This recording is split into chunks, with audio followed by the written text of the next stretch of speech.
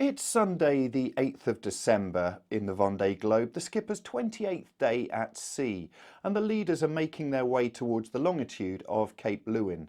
We take a look at the tracker at various points in the fleet as to where people are, and the same with the leaderboard. And then we look as to what is still to come in this race. We're only 28 days in. We've got PredictWind tracking to see what the options are coming up, and also a really good Q&A with Oliver Heer on Tutgut. At 0600 UTC, let's have a quick look around the fleet as to where everybody is. Starting at the front, we can zoom in and we can see there Charlie Dalin in the lead, and he's starting to make his jibes along that exclusion zone towards the longitude of Cape Leeuwin. And there behind him we have Seb Simon, who's still making it along that boundary before the boundary takes that eastern direction. Then slightly cutting the corner there, it looks like we've got Yoann Richomme and Thomas Rouillon in third and fourth. And then a line of 5 in a row who are all heading towards that ice boundary. We've got Jeremy Bayou, Nico Lundven, Sam Goodchild, Paul Milhat and Yannick Besthaven. If we look by the Kerguelen Islands, we've then got a group of 4, which includes Justine Metro, Boris Herman, Sam Davies and Clarice Kramer. Let's zoom out again and look a bit further back in the fleet.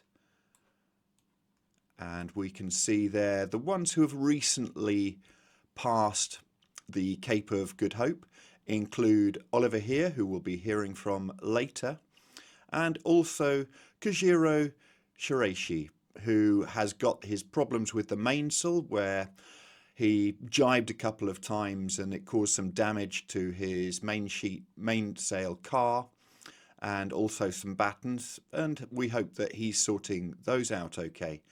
And a couple of you have asked about Louis Burton on Bureau Valet, who sadly had to abandon his attempt at the Vendée Globe with rigging damage, but he was heading for Cape Town and we can report he is very nearly there.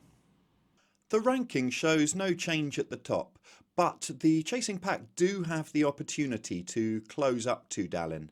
He has a lot of jibes to do along that ice boundary, and the chasing pack are in better breeze. There is more breeze coming in from behind them, so there is the opportunity to really close up to him, and this race is far from over. Looking a little bit further down the rankings, we can see there's the group who are passing via the Kerguelens right now, the 10th to 13th place. A little bit lower down there we've got Pip Hare, again, has actually closed up a little bit to the lead. Scrolling down a bit further, in 18th place, we have Jean Le Cam, who is the leading daggerboard boat, the non-foiler. A bit further down there, 26th, we've got Violet d'Orange, who is the youngest competitor in the race. And there in 29th, Conrad Coleman, who we heard from yesterday.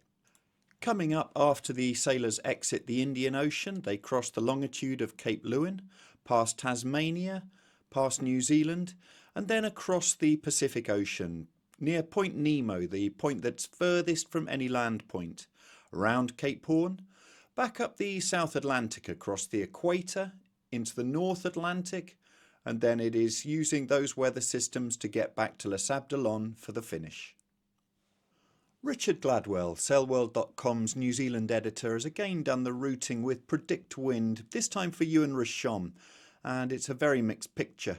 Initially you can see he uses those strong winds to make it up to the longitude of Cape Leeuwin, but then that low pressure system that Dalin could well be riding is ahead of him, and then he has light pressure to navigate. This is on to Friday, so the picture's not completely certain, but it does look like initial gains but then losses to the leader. And we're going to have to see how it plays out as they go along that coast of Australia and on to the longitude of New Zealand. Oliver Heer has recently passed the Cape of Good Hope in the Vendée Globe, and he answered a few questions from some of his fans. One question from Australia, from Bernie79. How often would you see land during this race? Well, that's a good question. The last time I saw land was the north coast of Spain as we rounded Cape Finisterre and exited the Bay of Biscay. But there is a slim chance that I might see one of the Antarctic islands, for instance, the Cape Leeuwin Islands at the end of the week, in a week's time, or then Cape Horn. But yes, we do not see land very often, but that's good in a way. Land is also a bit associated with risk. If I ever have a problem, I like to be well clear of land, so I have space to rectify the problem and to maneuver. A question from Pixel and Dots: if I ever get bored when I sail solo? No, I think boredom is the wrong word. It does get a bit monotonous because yes, you're on your own and the days quite often look quite similar, but there's always stuff to do.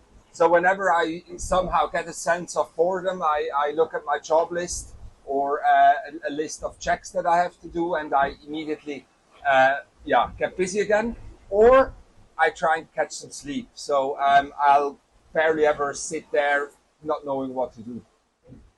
Then we have a question from John Moshakis, how I feel about the Southern Ocean.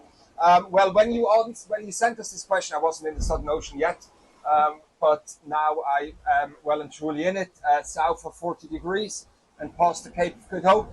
I'm actually feeling all right about it. I think one of the most important things is to kind of change your mindset a little bit.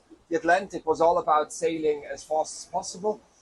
Now it's much more about sailing the boat safely. It's not always about sailing the fastest, but actually sailing the safest. So that this trade-off has to be very present in your mind with every decision I make. But I think so far I've done an all right job, and I'll just try and keep it that way. And then maybe a last question from Laurent Berna. Do you prefer the sea or the mountains? Well, that's a good question. As a Swiss, I love the mountains. Now, I normally say that when I'm at work, naturally the sea is my environment and I love to be out at sea. But whenever I'm on holiday, I prefer the mountains over the sea and the beaches. That's it from me. Have a nice Sunday, everyone, and I'll get in touch again soon. Cheers. Bye-bye. Many thanks for watching today. We'll continue to bring you daily news from the Vendée Globe as well as various other sailing events around the world.